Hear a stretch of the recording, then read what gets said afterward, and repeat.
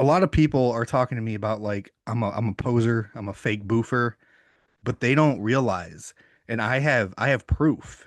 I have proof of this. It was like 3 or 4 years ago. My Call of Duty name was Boofin and Goofin. I'm gonna send the pictures to Ian so he could put the proof up right here. Call me a poser again. Who's calling you a poser? No one. Oh. Nah, is that real? No one. You get crazy comments, so sometimes I don't know. Sometimes it's legit. But for real, like this whole boofing thing, like this ain't new for me. Like it's been part of my life for a while. He stays I goofing. I've never felt more old because I don't even know what that is. Even you don't know what boofing is? I know about beefing Oh, Well, that's not boofing. and I know about gooning. I just learned what gooning is recently. Me too. I wish I hadn't learned because Hello. Do you want to play a game?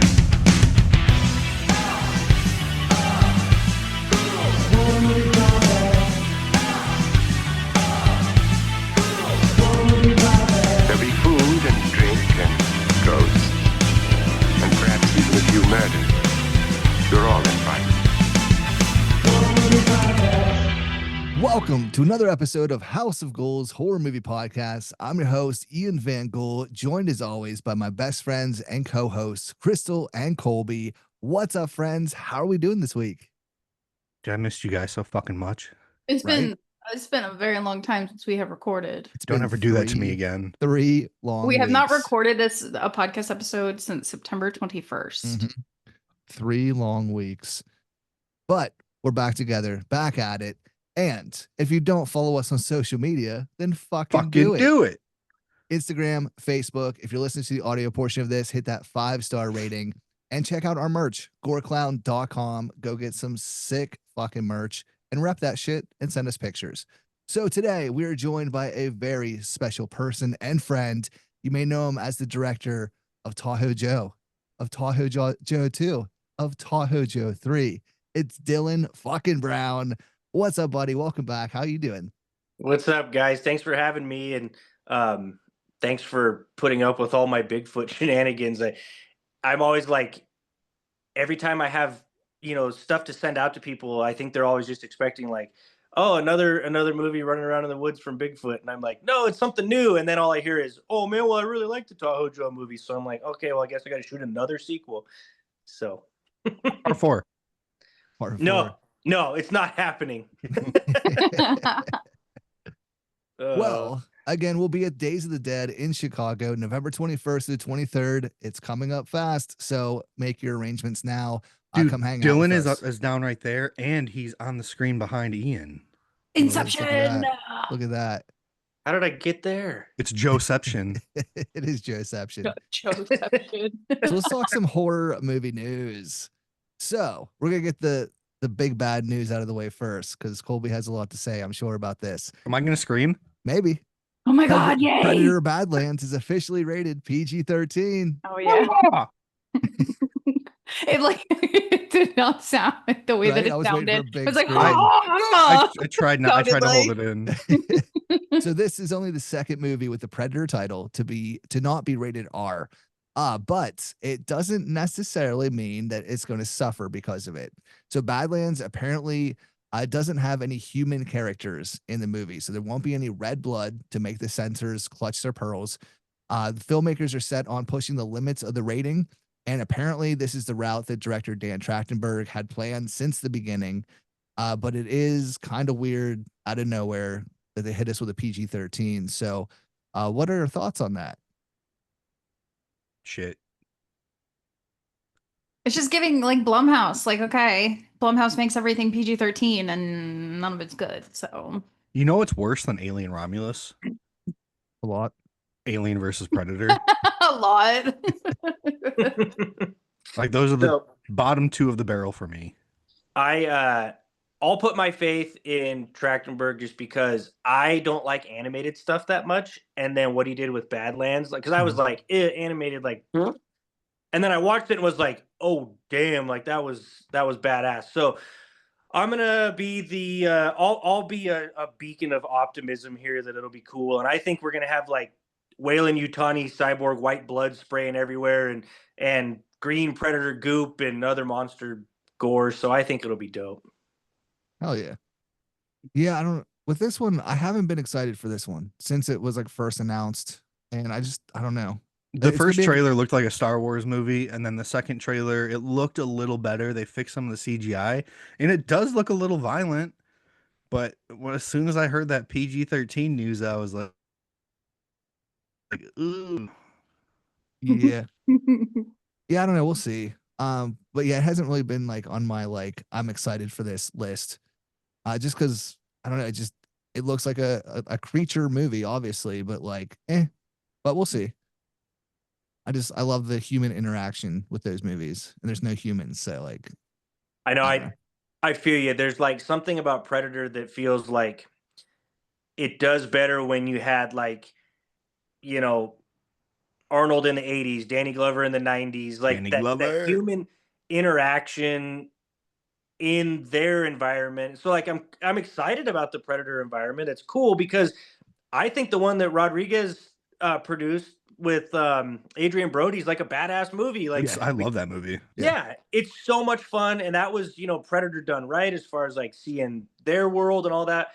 And I'm really pumped that we're going to see like a way into the future with this one to kind of see like where that's going. But you're right, like totally echoed my sentiments with the first trailer I saw. I was like, this feels like an episode of The Mandalorian or something. Like, Yeah. So I'm just hoping he proves me wrong, but I don't think I'm going to be like a day one in the theater for it. I might chill on it for a minute. Yeah, I feel that. So there's a new documentary on the way that apparently challenges everything that you knew about Bigfoot. I'm only bringing this news up because Dillon's here.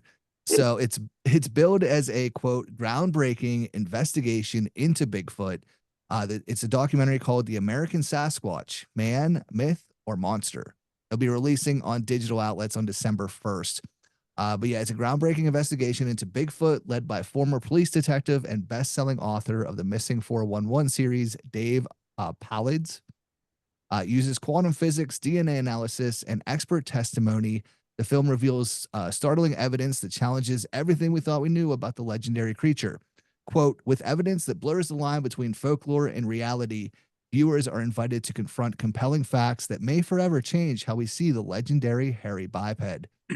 It's directed by Gabe Torres, who did the Netflix version of Unsolved Mysteries.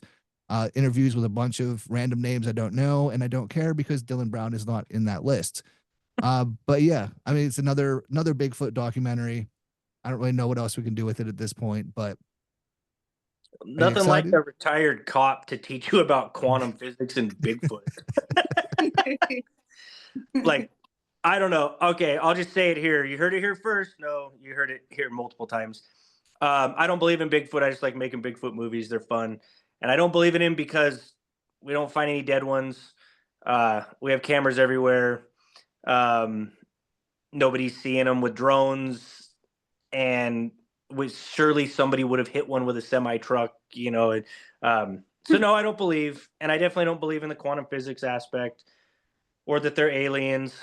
I just believe that they're fun movie characters, and I probably crushed a lot of souls with that. But that's my thoughts on it. Don't call me Shirley. That's fake. That's fake. He believes. He's just saying that. He's just saying that because the guy. I heard it. I heard it in the movie. He said Tahoe Joe is real. Yeah. I heard it. And Myth or I'll Joe. quote him on it. Absolutely. But yeah, it's just another documentary. I'll probably check it out once I don't have to pay for it, just as for fun. But yeah, I'm right there with you. And in this day and age, if Bigfoot were real, there'd be more signs than a very blurry video from 40 years ago. Have you seen that bumper sticker that says I was anal probed by Bigfoot? No, but I want it now. I was gonna say, why do you have it? Is it on your car? No, the one I have says me and Bigfoot boofed together. Boofing with Bigfoot. Boofing with Bigfoot. That's a shirt idea. Just watch out for Booffoot. Oh fuck. So Megan Fox has joined the cast of Five Nights at Freddy's 2. But for all you goons excited for some eye candy, you're going to be disappointed. She's not even eye candy anymore. Well, there's people out there. Fox will be voicing the character of Toy Chica. So yeah, she's doing a voice of one of the characters, Toy Chica, who's a very popular character in that world. But yeah, Five Nights 2 opens December 5th in theaters. I'm actually pumped for And that movie. So am I. I Pretty liked the excited. first one. I thought it was Yeah. pretty fun. I did too. I don't know anything about it, but my son loves it, so I watched it with him, and he explained like all the lore throughout the movie. So I'm like, this movie kind of rips. Mm-hmm. Like Yeah. when that fucking little animatronic bit that girl in half, or that dude Yeah. Oh in yeah, half, Yeah, that was nuts. absolutely. and it goes kind of dark, like with Mhm. Matthew Lillard stuff. You know, like what? And the shit with like the little kids, I was like, woo. Yeah, it's fun. They're definitely fun. AJ loves the games. He used to get all scared and play them. Force me to watch, and I'm like, you're not moving. Like, what? Where's the FPS in this? Like, what's happening? And The It's like- security guard. You're yeah, just he's like, there. you have Yeah. a flashlight. Okay. Yeah. You have cameras. You got to flip between the cameras. And then our last bit of news, not exactly movie news, but still fun horror news. I don't know how often you all frequent Home Depot, but their Halloween section is pretty damn impressive. And they have a shit ton of gnarly animatronics there to enjoy and purchase. Now, I haven't seen this one in person yet, but apparently they're selling a 7-foot tall megalodon shark decoration.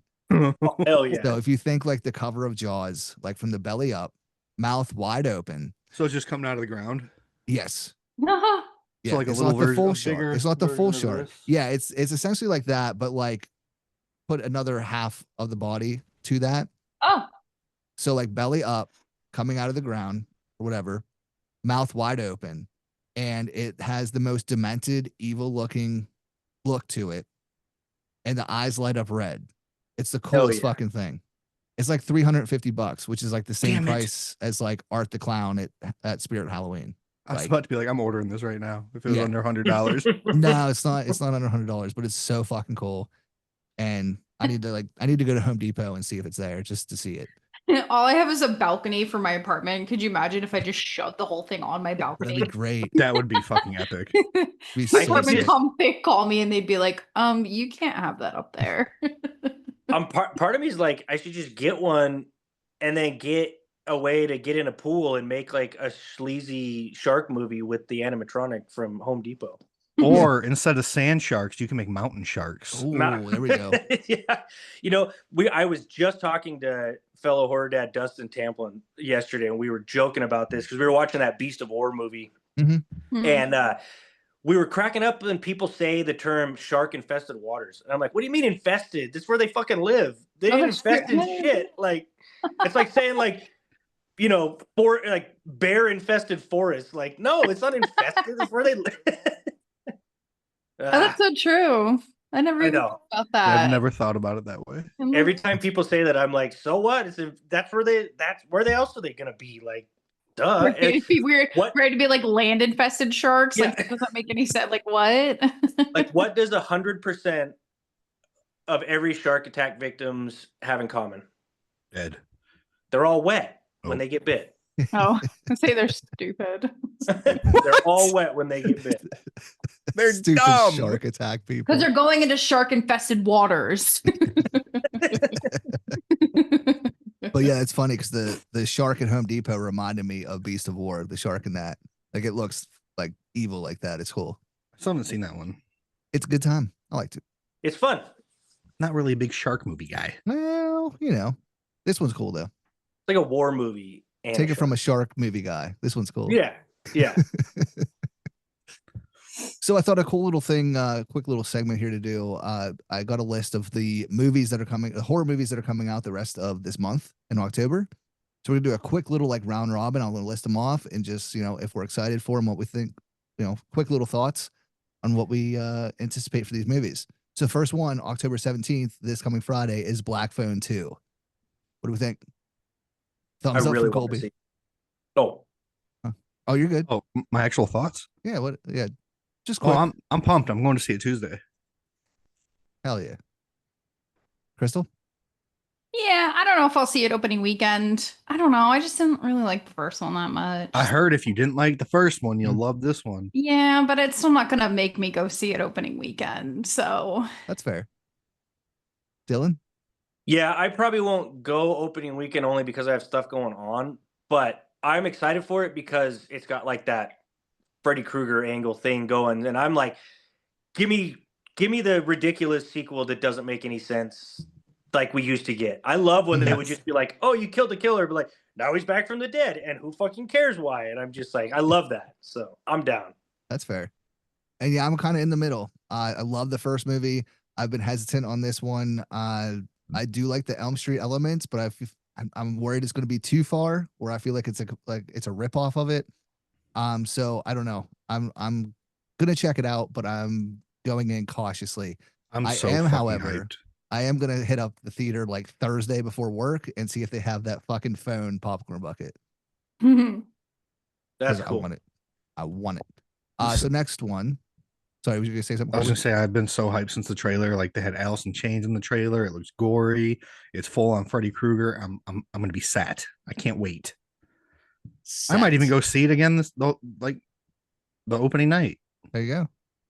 Depending Wait. if I like it. Not if you don't like it. Yeah. So that same day, Guillermo del Toro's Frankenstein comes out. What are your thoughts on that, Colby? Meh.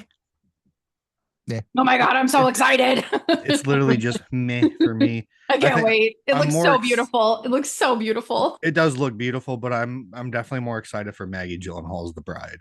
Oh yeah, for sure. I just can't wait to see it because like they showed the preview or the trailer for it, and I was like, this looks so cool. So Like Guillermo del Toro's creature effects are phenomenal, but like I've really only like really liked two things that he's done. That's like Blade 2 and Pan's Labyrinth. What about Mimic? He did Mimic. Yeah. I like Mimic, Everybody forgets about that. but And I not like as to much as shove it in Blade everybody. 2 or Pan's Labyrinth. That's fair. Dylan? Yeah, I'm excited for it. I think it's Netflix, right? So I can just Yeah. watch it from home. And I like his visual style. Like I actually thought Crimson Peak was pretty cool with all the gothic stuff. So I'm excited to see him take that on again. But I'm also kind of burned out on that story. It's like, how many times are we going to do this? So that's why I am on board with whichever one of you said the Maggie Gyllenhaal one, because at least it looks fresh. And as long as Christian Bale's like character doesn't look like the fucking Joker from I was just gonna say those are the vibes that I got. Damaged, broken. These are the vibes that I got when I watched the trailer for it. I was like, oh, this is like the Joker and Harley Suicide Quinn Squad. or Bonnie and Clyde.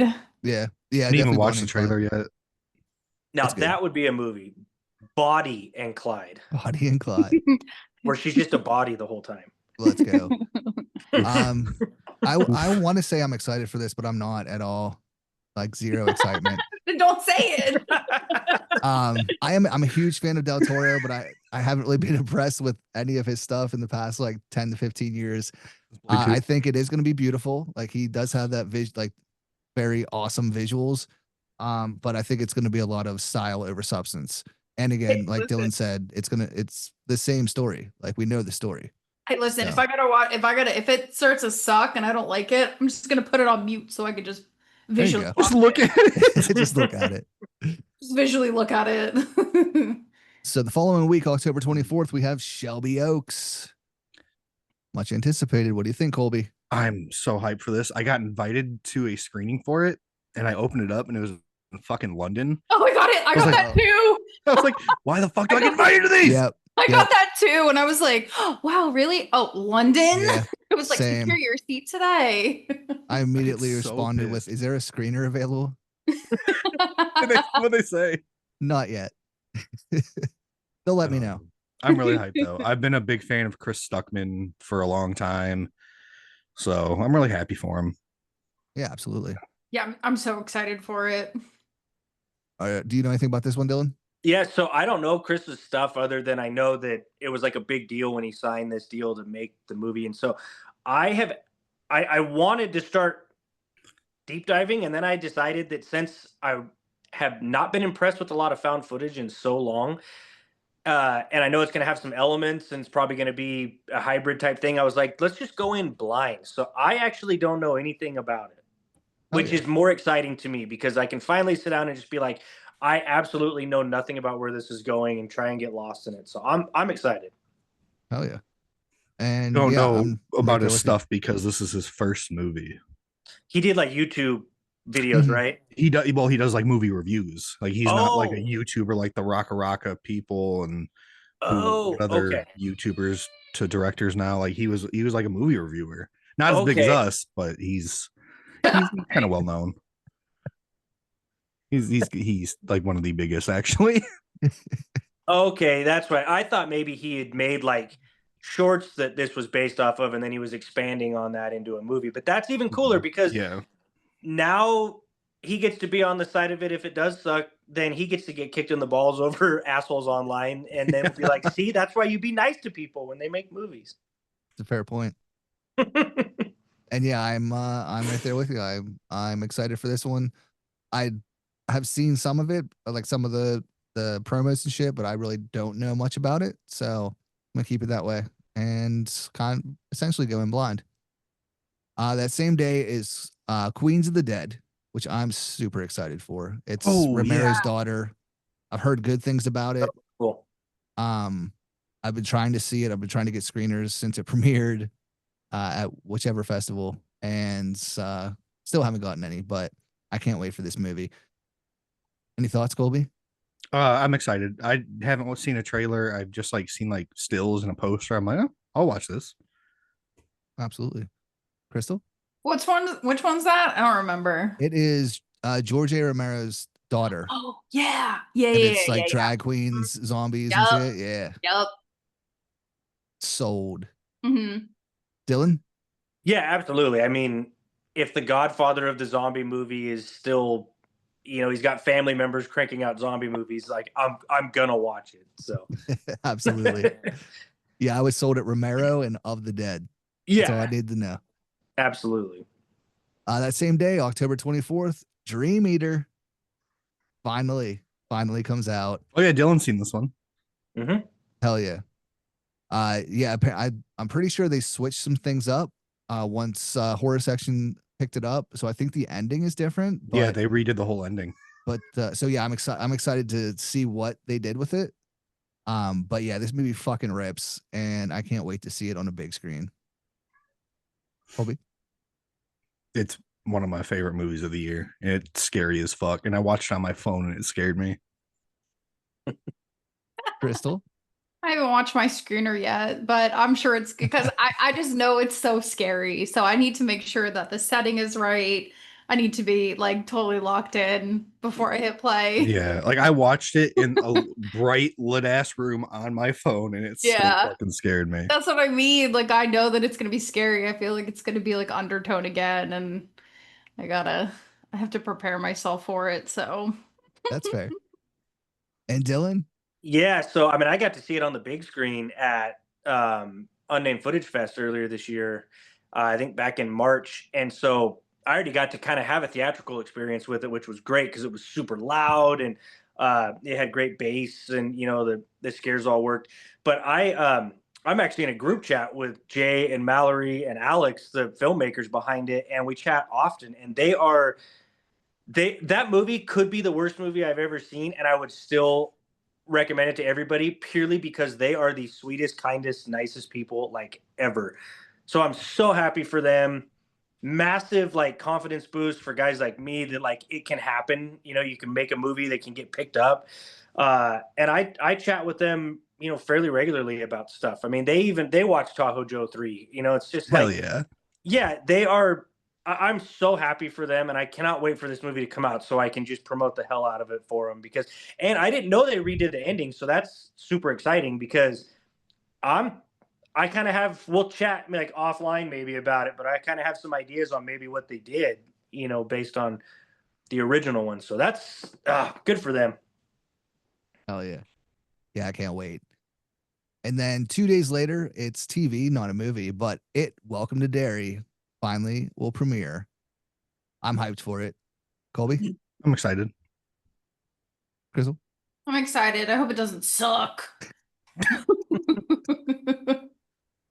Yeah. I love everything about it in chapter 2. Mm. I just don't want, like in my head, it's like I love those movies so much. I just hope it's not a retelling. of the fucking entire thing. Yeah. Yeah, that's the only thing I'm kind of worried about. Just from the trailers, like it feels very much the same, but I have full confidence in Andy Machete and every like the whole cast and crew. Like I Mhm. feel like it's gonna be good. Fingers crossed. Dylan? Yeah, I'm gonna watch it. I don't know. I like the first two movies or the two movies. I thought they were good, but sometimes episodic stuff like that just wears its welcome out for me, and it gets like I get maybe that's the right word, repetitive, or sometimes I'm just like the horror becomes like too few and far between on television shows. And so then I'm just like, did I just spend another hour like slogging through this? So I hope that it moves quick and we get some really cool, because the one thing he did right, I thought so well, was all the cool like creature type things that Pennywise would, uh, you know, turn it materialize into or whatever. So I'm hoping we get more of that. And yeah, I'm with you guys though. I hope it's not just like cool. It's just like it, but in the 1960s. Yeah, right. Yeah. I mean, I'm thinking about it. Like the movies together, like what, at least 5 hours. So even if this is like an eight episode, hour long, that'd be like 8 hours. So essentially, it's just like another movie added onto that. So yeah, hopefully they kind of spread it out and keep the scares, some Yeah, decent scares per episode. that's a good point about episodes, about how it could end with a scare, but then all of a sudden you just go into a next episode and then the tone is completely different. I Right. didn't even Right? think about it that way. I didn't even think about it that way. Yeah. Yeah. Yeah. We'll Some see. some series can do it well, but yeah. Very true. Yeah, we'll find out here very soon. And then the final one on Halloween Day is Begonia, the new Orgos Lanthimos movie. What do you think, Colby? I'm really excited for this one. Crystal? I'm curious. I'm very curious to see if she's an alien or not. I know, right? I want to know what's going on. Dylan, any Isn't thoughts? it based off of like a real event or something? Uh, It wouldn't I thought there surprise me. was like a manifesto that was found of somebody that was like legitimately thought that their neighbor or somebody was an alien and plotted to like kidnap it. And I think he like turned this into a movie. So I'm excited just because that guy makes weird shit that makes me feel weird, and I'm like, let's do it again. yep. Yeah, 100%. Yeah, I'm a huge fan of his, so I'm all about it. I can't wait. And yeah, that trailer, like, I was like, I need to know, is she? Like, what's going on? I What's going mean, on here? So yeah, so that's the bigger releases for the rest of the month, and our thoughts on it. So It's not based on a true story. It is actually a remake of a 2003 film, South Korean film called Save the Green Planet. Oh, wow. Okay. So that's what it was. okay, there we go. Well, that said, what do we watch? I just Colby? fucking had this shit fucking pulled up Every too, and I had to time. Google that goddamn shit. All right. I watched a lot, but I'm just gonna talk about the important ones. One being Tahoe Joe 3. I've already seen it a few times, but I rented it just to show somebody my death scene. So I'm gonna count it.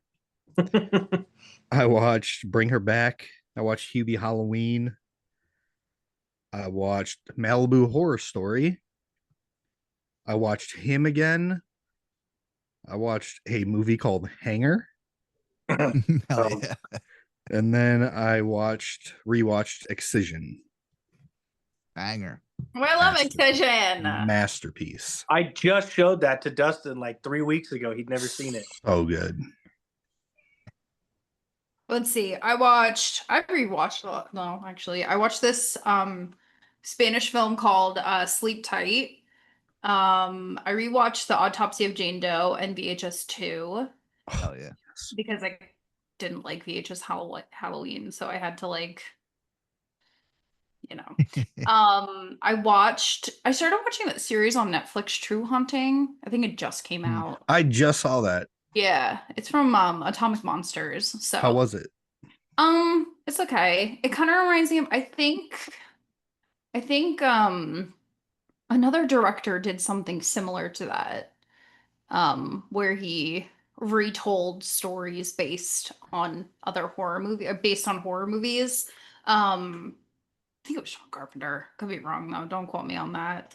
And then I watched a whole bunch of documentaries on Mount Everest. Hell Hell yeah. yeah. Dylan, you watch anything recently? Yeah, so I watched Primitive War Banger. for like the third time. Oh yeah. You know I had to watch it. I got dinosaur stuff behind me back there. He was the first person I messaged after I watched that movie. I watched Beast of War, shark movie we talked about, and I watched Malibu Horror Story. Huge fan. I did not think I was gonna like it. I actually really loved it. And him for the second time as well, because I think that movie's misunderstood and I liked it. I love it. You see my Savior's foam finger in my him jersey? Love that movie, Him. It's so good. I'm glad that you guys love it because online has been terrible. Mhm. I thought it was great. It I got thought it was torn up. too. I loved it so much. I haven't seen it yet, but I'm assuming it's all the jock bros online that wanted a football movie. Well, what I think it's an important movie because it's all about like how we as like the consumer basically treat athletes as just like, you know, a commodity. It's just like the next one, you know, shuffle right behind. Oh, this one's getting old, shuffle the next one in. And they're just like meat for the grinder. And we forget that these are actual people and just the sacrifices. And I don't know. I think you'll really like it. There is a lot going on under the surface. And I think maybe that's what pissed people off, was they expecting like some kind of a true horror movie in the traditional About like sense. football and shit, yeah. Yeah, right. And this is much heavier than that. But Marlon Wayans was fucking brilliant. It's So good. one of my, it might So be my good. favorite performance of his. So good. Tyreek Withers, like he was like the only part of I Know What You Did Last Summer that I liked, and he was awesome in it. Like, and visually, it's one of the coolest fucking movies ever. Oh yeah. Mm-hmm. Hell yeah. I'm stoked. Stoked to see it. And I watched a screener today for a film called Portraits of the Apocalypse. It's out of Argentina and it's coming out soon. I don't know whether the release date, but it's a lot of the same cast and crew from When Evil Lurks. They made Was it it for good? Yeah. They made it Oh, for for real? $6,000, shot it in 3 days. It's not the level of When Evil Lurks, but like it's a zombie film that's essentially an anthology, but not really. Like it's 4 separate stories, kind of all interconnected. But yeah, I mean, it was good. It's Crash, but with zombies. Yes. Kind of like that. I love Crash. So do I. So good. Adrian sent it to me. I might check it out then. Yeah, definitely check it out. It's definitely worth checking out. I got to experience Evil Dead in concert last week. Fucking amazing. It's my favorite movie and my favorite experience in the theater. Just having the live orchestra playing with like fucking lights, and it was gnarly. So cool. It's on tour for the next 2 months. So if it comes to your area, definitely check it out. I checked out a new documentary called Spooktacular, all about America's first haunted amusement park amusement park called Spooky World. That was in what was it? Around Chicago, not Chicago, Boston, Massachusetts in the early 90s. Had a bunch of, it opens up with Adam Green and then immediately goes to Spencer. Listening. Yeah, right. That's how it opens up. An interview with Adam Green and then immediately goes to Spencer. And I was Where can like, you watch this? It's on VOD. What's it called again? Spooktacular. Spooktacular. Yes. That's the only time you see either of them in it, but there's a bunch of like other horror icons. A bunch of other horror icons, and it was cool. It was cool. Like it made me like I was sad that I never got to experience this place called Spooky World. Is Joe Lynch in it? No, he's not. But it was cool because they had like celebrities. It was kind of like a convention, like now, but back in the day. So they had like Kane Hodder and Linda Blair there, and it was like free autographs or like $10 for a picture. And it made me sad because now it's like hundreds of dollars to Unless your even name is say Adam hi. Green. Yeah, that's true. But no, it's cool. It was a cool little documentary. I finally checked out Resident Evil Welcome to Raccoon City. About goddamn time. I know. And it's probably my favorite live action Resident Evil. I The told you it internet would does not be. agree with me at all, but I It's fucking so loved fun. it. I It love is. that one. Yeah. And it's like outside of like a few things, like it's pretty fucking close to the video game. Like the fact that they recreated the police station and the mansion, like fucking wild. I loved it. And then I checked out Monster, the Ed Gein story, and we could probably do an entire episode on that. So I'll just say I hated Oh it. man, does that mean I have to watch it? I'd rather not. No, I'm just saying with all my thoughts and feelings on it, we could probably do an entire episode, but I was not a fan. I'll leave it at that. Well, that's my little buddy. That's my dude. What up, dude? Carter wanted to come say hi. What's up, dude? Remember Ian and Colby? Yeah. Yeah, when they were here for Joe 3? Yeah. Yeah. What'd you think of the Ed Gein story? Yeah. Dog shit? Yeah. He I love loves it. Joe. He absolutely loves Joe. We all love Joe. Hell yeah. Did we read anything this week or last week? Or the Nope. week before? Nothing. Crystal? Yeah, it's part of my what we got though, so I'll wait.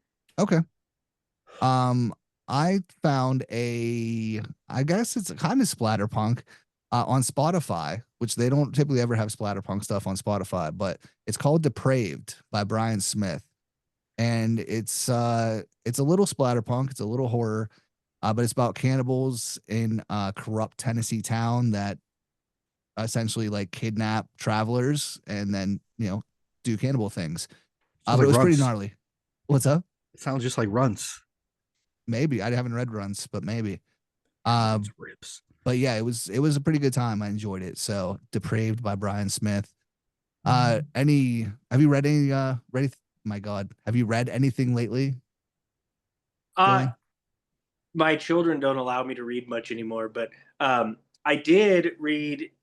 My wife and I went on a trip to see my sister in Tennessee, and I got a chance to be on an airplane, and I was like, I could read because I'm going to be on a plane. And I did read a splatterpunk Western novel. I cannot remember the dang name of it, but there's like a whole group of them. They all kind of have the same style artwork. And it was about these like big giant flying bat creatures that come out of a cave and essentially be picking off gunslingers and stuff. Do you remember who wrote it? No, I'm trying to look like slyly at my bookshelf to see if I can see it, and of course I can't. Sounds like a Patrick C. Harrison book. I was thinking that Maybe, yeah, the guy, he's like the photo on the back, he's got a cowboy hat on, he's Yep. up from Texas. Yeah, Yep. okay. Yes, it was amazing. It was so much Oh, fun. he's so good. He was a guest on here before too.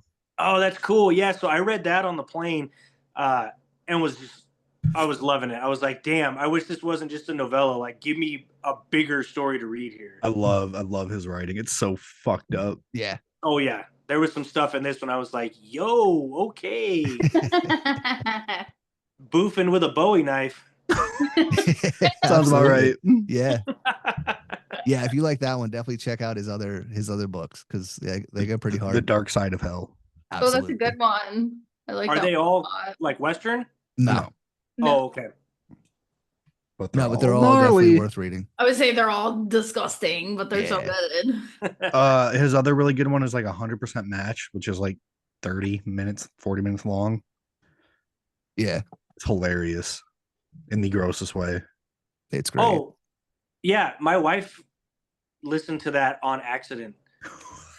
It was like going viral on TikTok. So she's like, I've been hearing everybody talking about it. So she put it on and I hear her multiple times as she's doing her makeup for work. All of a sudden she's like, oh, what? Oh my God. And then she's laughing and then she's like, oh my God, I can't stop. She listened to the whole thing. I made my wife listen to it. That's amazing. Uh, All right. So upcoming physical media releases. We got a few here. So Jacob's Ladder. I can't fucking speak tonight. Jacob's Ladder, the 1990 psychological mindfuck of a horror movie, is getting a 4K release exclusively from Lionsgate. It drops this coming Tuesday. So if you're listening or watching this, that's tomorrow. Also, that same day, Weapons will be dropping on physical media, as well as the 4K edition of Rob Zombie's masterpiece that is The Devil's Rejects. Arrow Video will provide their 4K remaster of In the Mouth of Madness that hits shelves October 28th then as well. I can't wait for that. And that's it for upcoming releases. So with that said, what did we get for physical media? I'll go quick. I got a lot. I got Five Nights at Freddy's, the Walmart glow-in-the-dark cover. I got Battle Los Angeles, the Steelbook. I love this movie. Internet also does not agree with me. 28 Years Later. Hell yeah. Black Phone, Walmart glow-in-the-dark. I already had like all these and I didn't even know, but I got the Blade trilogy still. Hell yeah. I think can't you have showed enough that like Blade. you showed that like 3 weeks ago. Did I? He bought it again. That's Oh. what I was trying to get him to say. I got Cursed Unrated, which is super hard to find. I got it for a fucking $1. Well, let's go. And then I got In Time, Oh my Let's god, go. I love that movie. which is a funny inside joke between Ian and I. So good. And then did I show the Clown in the Cornfield Steelbook? Or is that on Dakota's podcast? I don't remember, but fuck yeah. Yeah. I said got butt fuck. the Steelbook. I said butt fuck, and that's it. Love it. Cute. What'd you get, Crystal? I got a whole bunch of stuff, but I apparently only brought 2 over here with me. I got Talk to Me. Yes. Ooh. And then I got the Nosferatu, the glow in the dark nice. one. Nice. I didn't know they had one of those. I got a bunch of stuff at Barnes and Noble, but it's all the way over there. Also, Barnes and Noble, I don't know if this is just by me, but Barnes and Noble is 40% off all their horror movies right now. Could Oh, be just for shit. me. I don't know. And then I bought this book called Alchemized. It's over 1,000 pages long. It's like a dark fantasy book. So I'm excited about this. Hell So yeah. I'll ask that's what I've Coda right also now been- how it is. I'll be so this was originally like a fan fiction. So I've already read the fan fiction like twice. So they changed it for publishing. So technically I've already read it twice. They just changed a couple things to make sure it's not copyright. But yeah, this is what I'm also reading too. So yeah, Love and it. it is so heavy. It's like Yeah, that's a big old book there. huge. So Good shit. Dylan, did you get anything recently? So yeah, I've got. I know this one gets ripped on, but as a diehard Jurassic Park fan, I had to get Rebirth. I loved Rebirth. It was schlocky sci-fi B monster movie to me. So I had fun with it. oh yeah, I had so much fun with that. And then I have 2 interesting things here. My mother found this while going through an old storage shed, my Haunted Mask VHS tape. Oh, that's Fuck sick. yes. And yep, everything still there, all good. Oh, that's amazing. And then this one is not something I don't think many people have. I actually have Horror in the High Desert on Blu-ray, Oh shit. ooh. which I don't think is something that's out there much, and definitely not the to Dylan from Dutch, "You're my homie" message on the back. I I'm gonna love be it. shooting Dutch a message now. I love it. You have a little toy as well, don't you? Yeah, but I don't know what kind of podcast this is. Oh, I get it. That's funny. About Alchemized, Coda just got it too on her Kindle, and she said, "Tell Crystal to buddy read it with me." I've technically already read it though. I already know exactly what happens. Oh, I said that, you goober. well, That's amazing. Tahoe Joe, the action figure. I know that like 10-year-old me is like, oh my god, and you have an action figure off a creature, like a character you made. That is like the coolest thing ever. Mhm. can he make a Mike Brown and or a Dillon Brown and a Mike Rock action figure? You got to hit up Dan over at Death by Toys and put in the request. I'm gonna request it. Yeah, for sure. Do it. I need Dylan and Mike on my wall. Yes, I know there's So only fucking so cool. many hours I can come to your house and hang out up there. So I'll see if he'll make a Colby and Ian one too. Yes. hell Axe yeah. cam. I need an Axe axe cam. cam. Let's go. All right. When are And you coming back? for being 3 weeks behind, my stack's very small. I've been being Have lately. But I also got a glow in the dark cover from Walmart. It's the Lost Boys collection. Nice. Did not see that. So, one great movie and two terrible ones, but you know, it's the Lost Boys. I finally got my Night of Something Strange signed copy. So good. Love that movie. I got the WNUF Halloween special and Out There Halloween mega tape from Walmart, and I got The Home on Blu-ray. Still haven't watched it, but I got it. And then finally, I got my art copy of Heller by the homie Dylan DeGrave. I Nice. have that too, but I have not opened the box yet.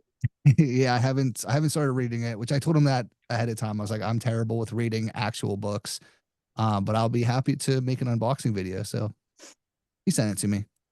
But I am stoked to check it out once I can actually sit down and read. But yeah. So all that said, we'll get into our main topic, which is all about Dillon Brown. That's it.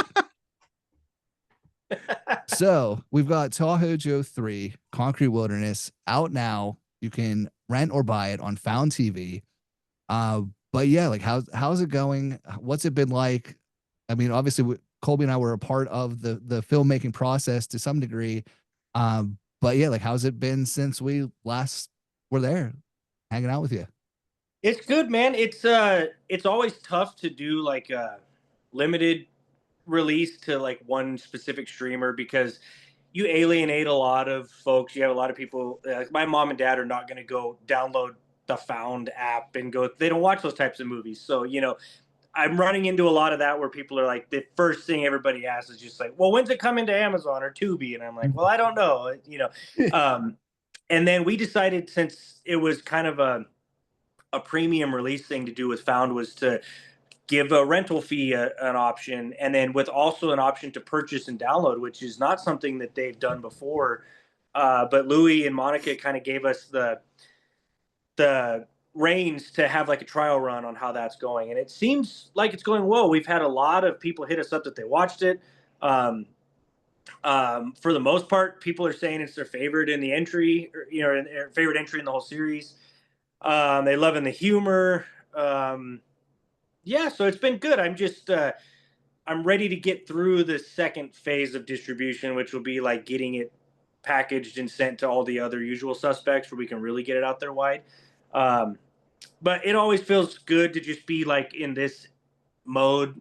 We did all the hard work all year and all the post, production stuff, and now it's just kind of like sit back and enjoy what we made. And yeah, it's fun. It was kind of sad to say goodbye to the Joe movies. But I think we did it right, and I feel good about it. So I don't have anything that I'm like, oh, I wish we would have done this, or oh, we should do another. It feels complete, which I don't think a lot of filmmakers can probably say. I think there's always times when you wish you could change something. And in the Joe series, I just feel like we did exactly what we wanted to do, and I'm happy with it. Oh yeah. Yeah, I love that. Out of the 3 movies, which was your favorite to shoot? I mean, 3 was fun because of the ensemble. I had you guys out there. We had a huge group of people. I had Sean, aka Seamus Belial from Gore Clown, and he got to come out, which was so fun. And so I mean, 3 was a blast to shoot because it was just so effortless. But if I was to pick one as far as like pushing myself, I would say 2, because we did so much in the snow. We had a wolf on set. That was insane in that one when that wolf was there. And so they've all kind of had their things about them that are memorable and fun. But I think 2, just as far as like, I was kind of seeing where I was going as a filmmaker by part 2. And I think part 2's shoot is what gave me the confidence to take on part 3 and do it as fast and as efficiently as we did. So I always kind of point to that one. As a veteran in the acting game now, I have to say that Tahoe Joe 3 is my favorite set that I've ever been on. It was so much fun. My God. It was. It was a blast. Like meeting up with you, hanging out in the garage, seeing like all the props you've used for all your movies, to playing dead in the snow. It was like one of the most fun experiences. Yeah, I had such a good time, and I'm shocked that Ian Sunburn is not still healing. Worth it. So bad. Absolutely worth it. But yeah, I was Yeah. gonna say it was cool to like to be experience all that and be on set and go through it all. But I think my favorite part is to see the finished product, like watching the movie finally and seeing how you put everything together. Because yeah, I mean it was very like you know exactly what you want, but there's no script, like there's nothing really written out. So it's all very much like kind of how what you're feeling that day. And it was an awesome experience, and I have zero complaints in it. But it was so cool to like see that all come together into one movie and with one cohesive story, and then see everything that was in there that we weren't a part of. So I had no idea what was going to happen. So yeah, it was really cool. It was just a cool ass experience. Yeah, I'm always like, I always feel like I'm waiting for actors to just look at me like I'm crazy when I say like, hey, we're gonna go at this thing totally improvised. And I think, many times they'll have the confidence to like, oh yeah, I can do that. But I always think like, are you sleeping? Oh, but I always think, what are they thinking? Like, oh my God, this guy's gonna just make like, it's not gonna make any sense. Like, how's he keeping any of this in his head? But you guys saw like Mike and I just have like a weird, almost like telekinesis, with each other, and we're able to just kind of look at each other, and we know where each one's going to be going next. And yeah, it's like that movie in particular was the easiest one to tell from like point A to point B, even though we didn't have anything written down. It's just like I think we knew so well where we wanted this movie to end that we were not going to like mess it up to get to that point. Absolutely. Yeah, the Yeah. ending like kind of got me too. A little like in the feels. Yeah, like, it did. But no, like the thing about improvising, like I wasn't expecting that. Like I was waiting for like a script and all this shit, and then yeah, we just improvised, and it made it even more fun. Everybody got along great on set. Like I'm talk to people now like all the time on Facebook and stuff. It was a blast. Like, and you guys made it like so comfortable for everybody on set. Like no matter if you're getting killed or what, it was 10 out of 10 experience. That's definitely like our thing is we want people to say, I want to come back and work with you again.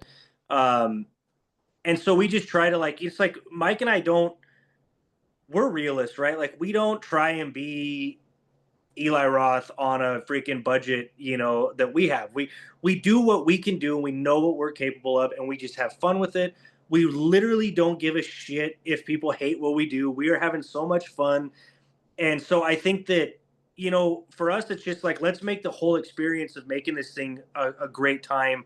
And I think for me, mostly, it's like we're almost capturing we're capturing the story on screen, but we're also capturing like all these memories of making that movie too. And yeah, we're not always showing those behind the scenes things. You're not going to see those because your final product is going to be your polished stuff. But I have all that B-roll of that footage that we shot, and sometimes I'll go back and watch all these raw clips, and I hear all these conversations going on, and there's all this stuff, all these not to get like too metaphorical here, but everybody had a movie playing kind of, I think, through their own eyes in that experience. And so when I'm watching the stuff back and hearing all the raw conversations going on in the background that I wasn't a part of, I'm just like getting that little window into everybody else's little movies that they had making in their mind, like as we were doing this thing. And it's just special to me. So that's our thing. We just want to keep doing that. Oh yeah. I love that. Yeah. And after being a part of this one, like I have like I loved the first two. I have like a whole new appreciation for the first two because I know like what it was like on set. I know how you guys work. So it was just like the whole franchise means something different to me now. That's awesome. Yeah, and you also inspired us too, because as soon as I got home, I wrote a short film that I still have yet to actually film. But I've made it a point that it's going to happen. So like after that experience, I was like, yeah, I want to do this. I want to try my hand at this. And then Colby did the same thing, but with short film and then turned into something else. So yeah, we were definitely like inspired by you to create further or go further into creating, I should say.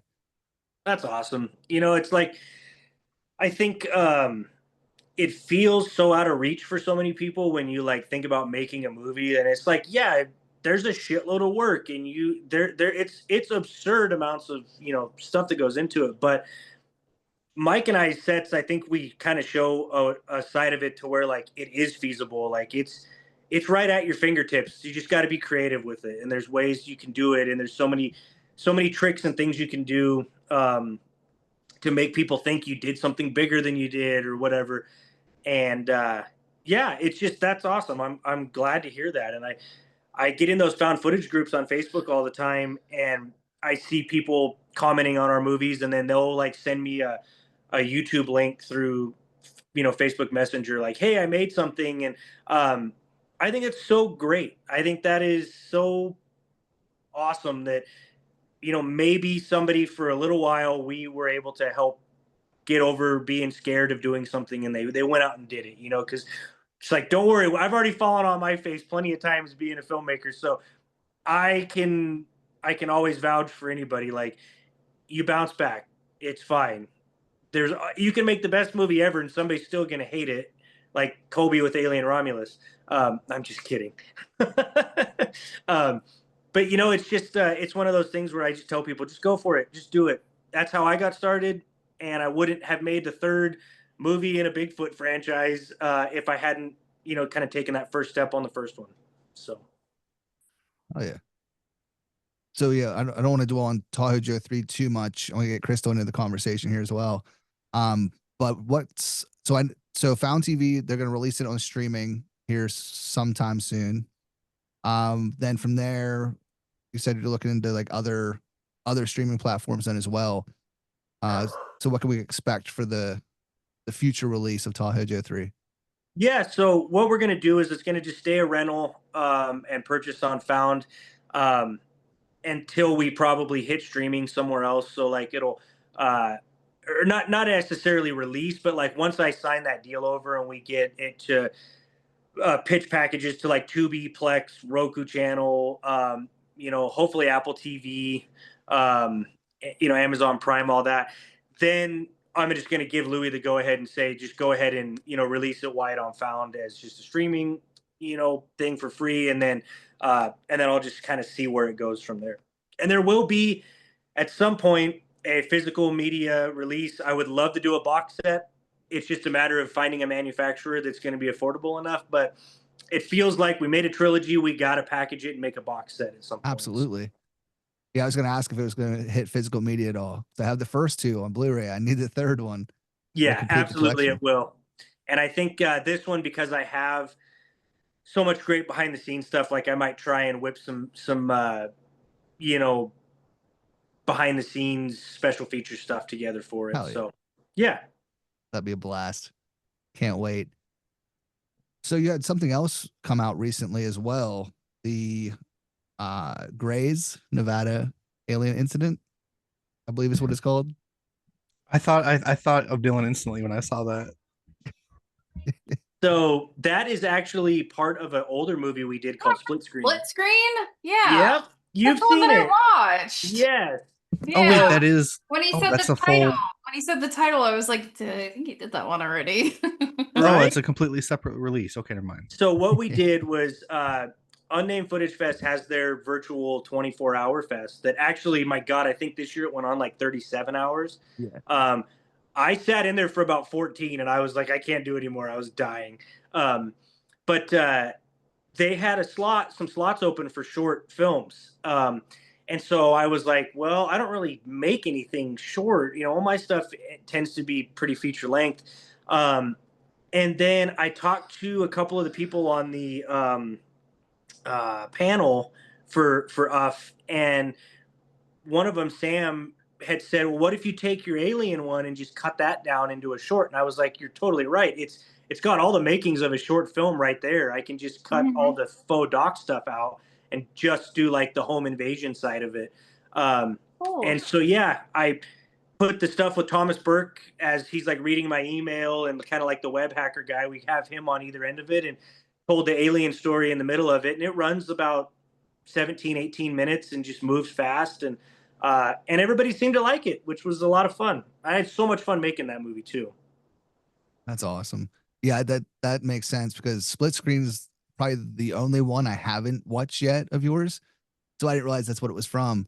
Yeah. I just saw the short in the festival, and like I told you, I was not expecting that many jump scares in that short amount of time, and they were effective jump scares. I was like, "Holy fuck, Dylan, what are you doing to me, man?" I only watched one short film for that because I had to work. Fuck that place. I watched the baseball one. I don't know what it was fucking called. Oh, but it was like Wormburner. Wormburner rips. Oh, that's what it was? Yeah. That was so fun. Yeah, I love that one. Dude, Anthony Leroy is this like amazing Canadian like ball of man, and he's just like a beer drinking dude. Goes by the nickname of Girth Brooks, and he made Bum. I don't know if you saw Bum. I haven't seen that one yet. They're supposed to send me a bunch of screeners of everything that I missed. But I heard Bum is really fun. I heard it's kind of similar to Leech, so I'm really excited. Yeah, it's wild, dude. It's just so trashy and scummy, and I love it so much. And Anthony, he's like this looming figure to me that we chat online all the time, but I have it in my head that he's like, you have like Superman and Batman, and then you'd have like the guy that would be that version, but that just like probably like smokes like Marlboros and drinks like a shitload of Labatt Blue and like fights people at a hockey game, but from the stands. He's just, I've built this up in my head. I don't know if that's real, but that's who he is to me. Is that like, it's like the real life Randy Marsh? Yes. Oh, fuck. That's who he is. Hey, Sharon. Yep. He's great though. Wormburner was so much fun. What, bub? You got to go poop? Oh, shit. Well, that's why we're called the horror dads. All right, buddy. Can you get to the bathroom? All right. Later. Oh, man. Off was fun, though. It was good. I saw a lot of cool shit. Point Pleasant tapes. If you guys haven't seen it, a kick-ass Mothman movie. I love it. I requested that one from them, too. I loved it. Jesse Pollock, he made an extremely effective found footage movie that takes place in like multiple time periods, and his attention to detail for like setting up the time periods that each one was being recorded in, I just like, it was giving me anxiety. Like, how did you do this? Like, you had to go get all these props and you had to position these types of cars like on the street so it doesn't look, like you were shooting in modern time. And I mean, just there's a huge level of effort that went into it, and the ending is just, it fucking rips. It's so good. Can't wait. I think I started watching that one and then I had to leave. The only downfall of just a continuous live stream. Oh, right. Yeah, because you're screwed, you just. Yeah. And then I watched WNUF2 and the Reed Richard Trick or Treat special that's like the companion film with it. And it's just Chris LaMartina's freaking fake commercials and stuff are so next level. I was having more fun watching his fake commercials than I was watching like the actual movie. While we're on the topic of found footage and everything, did you get a chance to see The Man with the Black Umbrella? Yes. Did you like that one? I did enjoy it. I feel like it overstays its welcome a bit in the middle. I think it was a little too long. But I thought Ricky killed it at the end. I thought it was a badass ending, cool ass lore. Like I enjoyed it.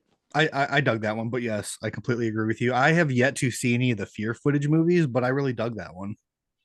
It's cool. Yeah, I think he did a really good job. And it's just this whole community. I've got to kind of meet with people that are doing these types of movies. I've learned that most of us are the same. We're just all trying to get by. Nobody's like a full-time filmmaker, really. We're all just sort of like, we work our 9-to-5s and then we do this with friends and family. And yeah, I love it for him, though, that he got that one out there. Yeah, I'm still really jealous of that Horror in the High Desert Blu-ray. It's so nice looking at it right now. Man, I And love Dutch too. I love you know Dutch what? so much. I'm gonna make you even more jealous because it comes with like all these limited edition stickers. Yeah, and then like really cool postcard of missing Gary. So anyway, just so you know, it's here if you ever want to come look at it. That hurts. It hurts my soul. He needs to get a box set going. Yeah. Right after Absolutely. this, I'm gonna message him and be like, "Hey, so Dylan was rubbing that Blu-ray in my face the whole podcast episode. How much if I cash app you if you send me one?" You can have mine for 350, so I can go buy that shark. Done. Damn. That's it. That's great. What an idiot! That's a steal. So, Crystal, what's your favorite Dillon Brown movie? I guess I forgot We to. died. I guess I forgot to say that I also watched Tahoe Joe and Tahoe Joe 2 today too on my watch. I don't know. I really like split screen. I really liked the alien one because when I first started watching it, I had no idea. And then I'm watching it and I was like, wait, I recognize this person in this movie. Because I remember before Ian and Colby went to Nevada, they had showed me like pictures or something, and I was like, I know who that is. And then I looked it up and I was like, oh, that's how I know who it is. I don't know though. I really like Tahoe Joe too. It is so funny. I was cracking up so much. Like, I think my favorite scene was when you find the hiker, the dead hiker, he doesn't have any shoes on, and you take his money. And you're just like, we're indie filmmakers. We have to make money somehow or something. Yeah. Laughing so hard. Perfectly valid reason to rob a corpse. There are so many different, and also I really liked how the first one it kind of set it up a little bit. Didn't really see Tahoe Joe too much until the very end.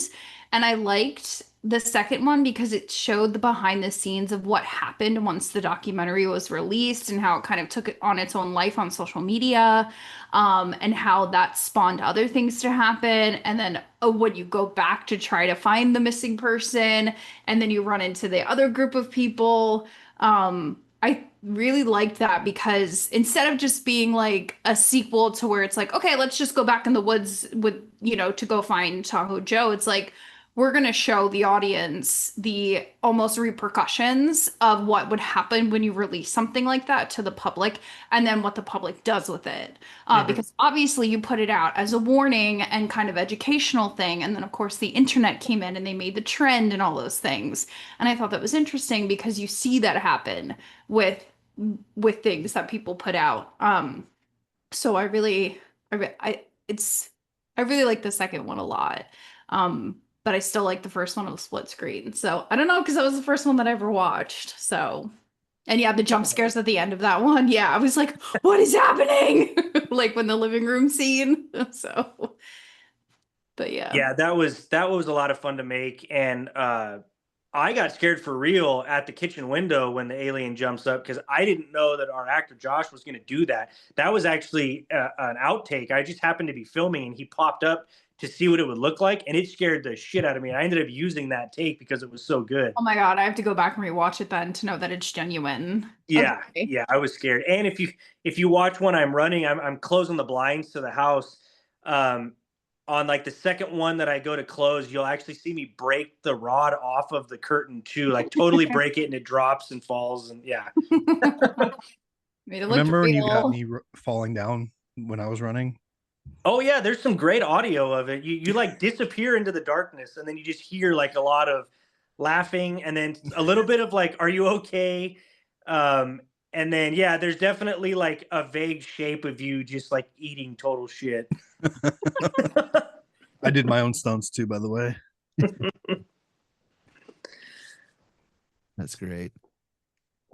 I have a question. I just have one question. Oh, just yeah. because I love editing and I love anything that has to do with like recording. When you take all your footage I guess there's two questions. How long in post does it take you to put together everything? Do you do it by yourself? Do you do it with like a team? So it's usually on my own. I work better if I can just Hmm. go at it by myself.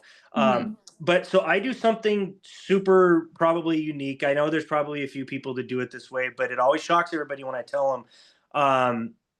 When we did the first Tahoe Joe movie, I actually edited that live from the forest. While we were filming Cool. it, I was editing it. I was dropping it into the timeline and putting it in order so I could make sure where we were going. Nice. Um, so I was like doing that on site. Now I don't necessarily do them all from the set, but I will edit everything I shot in a shoot. I will edit within 12 hours into the film.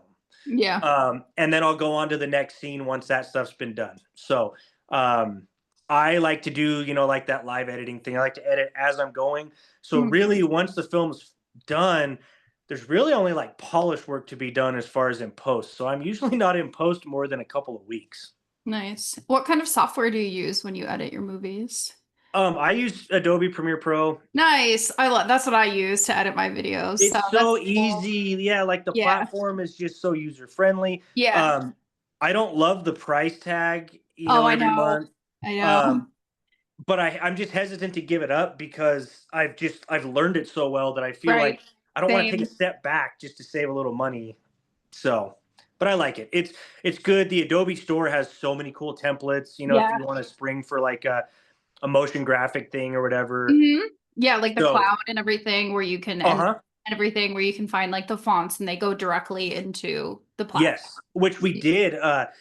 In Tahoe Joe 1, when the title card comes up and it has this like kind of retro feel and it looks like an old I wanted it to look like an old Park Service like pamphlet that they would have handed out a long time ago. That was actually a preset that I found on the Adobe thing, and then I just swapped the photos out and put a Bigfoot in there instead. Oh, And I nice. was like, "Oh, this is so cool!" And then I was like, "Oh my god, I'm making cool credits, and I don't even know what I'm doing because it's already built into the project." So. That's really cool. Yeah, when you said timeline, I was like, oh, I bet you he uses Adobe Premiere Pro. Yep. Yep. That's cool. That's cool. So what can we expect next from you? Well, so big news on The Summer We Died. It's been sitting kind of just like on Amazon and a couple other little tiny places for like a year. And I just got word from Tubi that it's going to be hitting Tubi in November. So I'm Hell like, yeah. finally, because that's my movie that I want more people to see because I just feel like that one was so like, I don't know, it was just so much me in it, and it was so different than the other stuff I've done. But I love the visuals and everything with how that one came together. So that one's going to be hitting Tubi, and I'm really excited that maybe it'll find its bigger audience. But I wrapped a film called Primal Darkness, and I did it kind of at the same time we were shooting Tahoe Joe 3. I was actually sort of filming this other movie at the same time. And I know you guys have seen a screener, but I'm going to let you both know that I have already gone and reshot a little different ending footage because I didn't like a few things.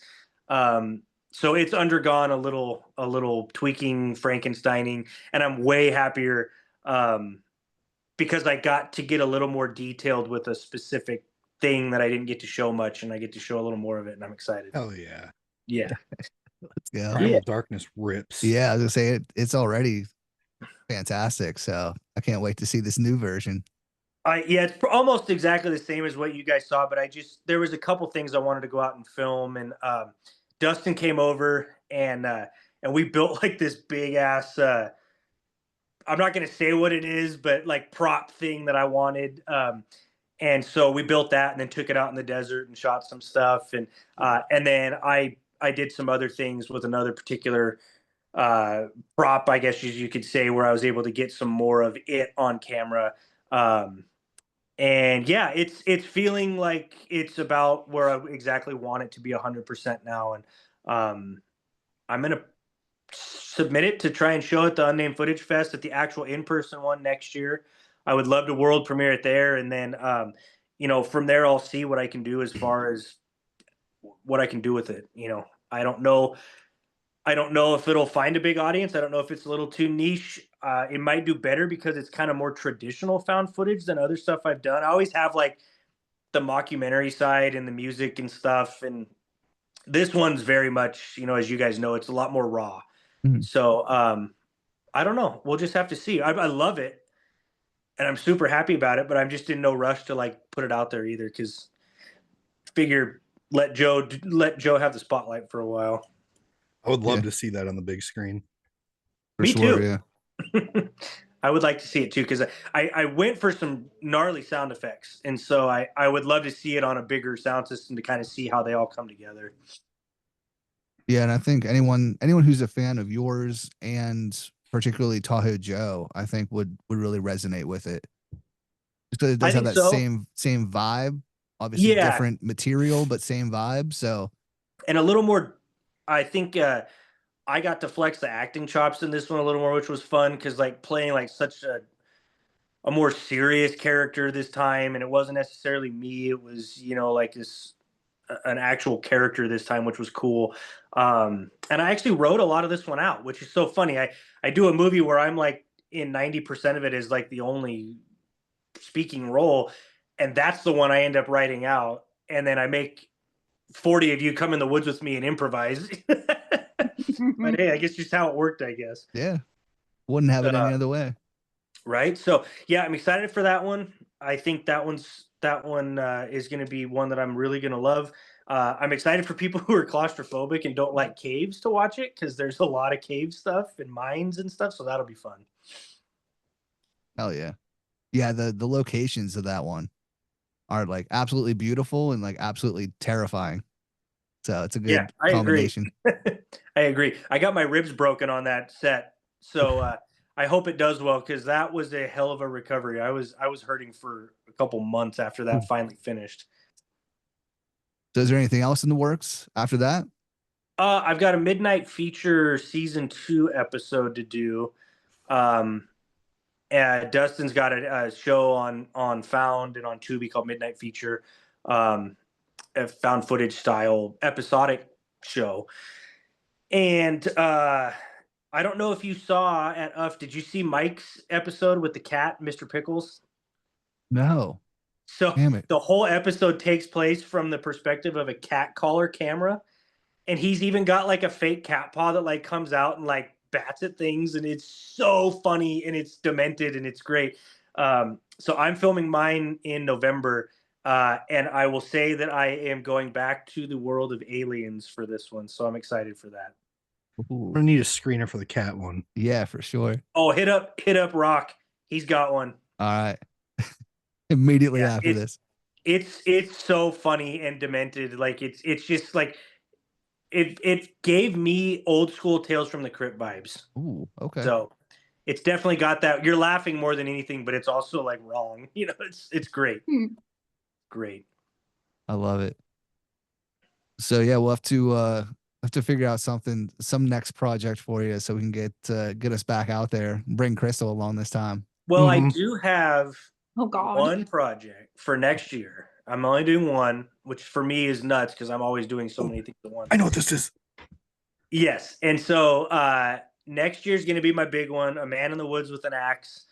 And it's going to be my biggest attempt of anything, like biggest shoots, most gore effects, most people, probably longest film, wildest kind of storytelling. And I'm excited because it is my love letter to 80s woods set slashers. I'm so hyped for this one. Yes, same. Yeah, I remember talking about that when we were out there. And yeah, if there's any chance we could be a part of that, I'm all about it. Oh yeah, I want to just be hacking bodies up in this one. So come on out. Yes. Let us know the days. I'll make it happen.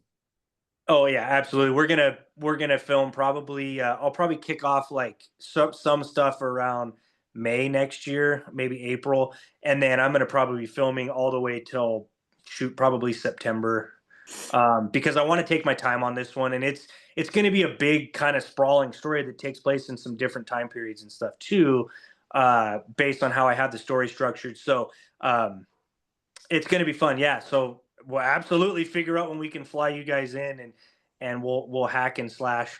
Yes. Hack and slash. I'm there. We should just call your names that hack and slash. I'll be and. Yeah. I can't wait. Hell yeah. Anything else for Dillon before we start wrapping it up here? I'm good. That's what I wanted to bring up was the man in the woods with an axe. Hell yeah. I can't wait. All right. Well, it's that time of the show where we get into weekly recommendations. Oh shit.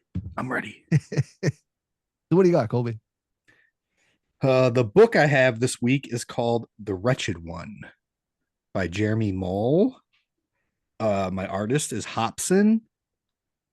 And then my movie is The Summer We Died. Fuck yeah. Ooh. Hey, good choice. My band is Gore. My book is Alchemized. Sorry, Ian, you gotta find that cover and tag that author for me. I got you. And then my movie is Split Screen because I think more people should watch it because it's great. Hell You yeah. got 2 for 2. What do you got, Dillon?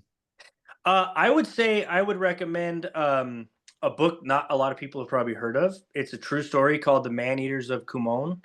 And it's about man-eating tigers in India that a guy had to go out and try and hunt down. Brutal. A lot of great history. Really, really good read, though. If you like adventure stuff, it's good. And it's spooky. And then movie, I'm going to recommend Malibu Horror Story. I haven't stopped thinking about it since I watched it. It was so much fun.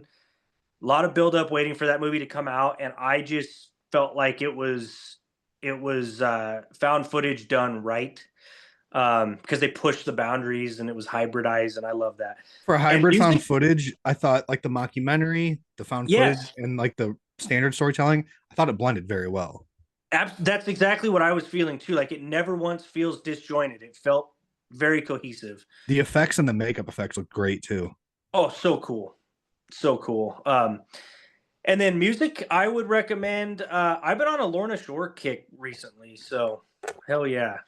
Hell yeah. Love it. All right. My movie is going to be Tahoe Joe 3 by Rent on FOUNDTV. My book is Depraved by Brian Smith. And my band is Chatter, the brand new horror mysterious character in the music scene. The song Panic, it fucking rips. It's catchy as hell. It reminds me of Hollywood Undead. Little bit, yeah. Yeah. Like the melodic part. Yes. Yeah. Yeah. I'm excited to see what comes of this and where it goes. So yeah, that's that. So Dillon, thanks again, man, for joining us and hanging out again. Any final thoughts? I just love coming on here. I'll do this all day long. Even if I don't have anything on my own to talk about, I'll just come in and shoot the shit about everything else, because I watch so many movies. I try to catch as many things as possible, and I just appreciate you guys. Thank you for having me on here. I'll keep making movies as long as people like you guys will keep gassing me up to do it. So Absolutely. That's what we're here for. Colby, Crystal, final thoughts? Anything? So when I was in prison school, I watched this one movie called Komodo. It's like about Komodo dragons that kill people on an island. And I don't know what made me think of it today. So I really wanted to watch it. And the only place I could watch it was like to rent it on Amazon. Mhm. Or no, you could only buy it on Amazon. So I might pull the trigger because it brings back prison school memories and just crazy Komodo dragon kills. Dude, it's worth it. I have it on VHS. I love actually. that movie. And Stan Winston, before he died, that was like one of the last movies he worked on creature effects wise. Really? Yep. And if you really, now when you watch it, because I'm just going to say you're going to buy it because you should, listen for how the sounds they make are the exact same sounds as the velociraptors from Jurassic Park. I think because I've seen it before. Like I remember like kind of like thinking something like that. So I'm just excited to watch it again. Oh, it's great. It's so much fun. Hell yeah. was There awesome.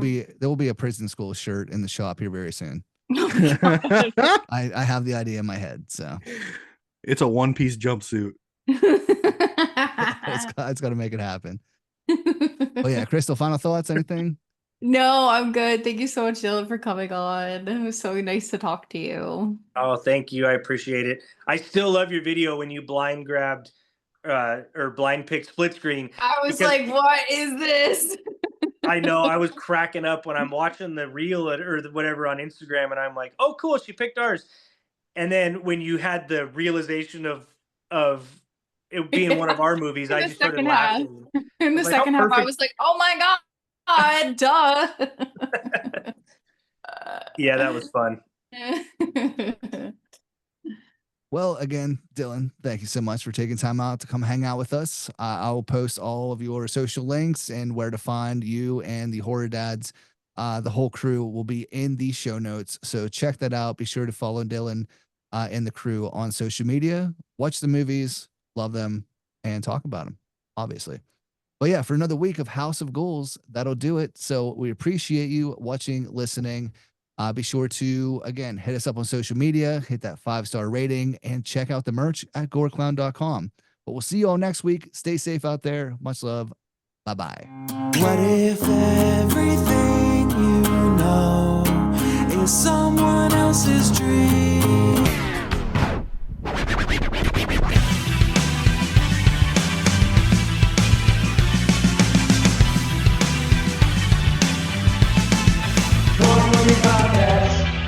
There you go. That's it.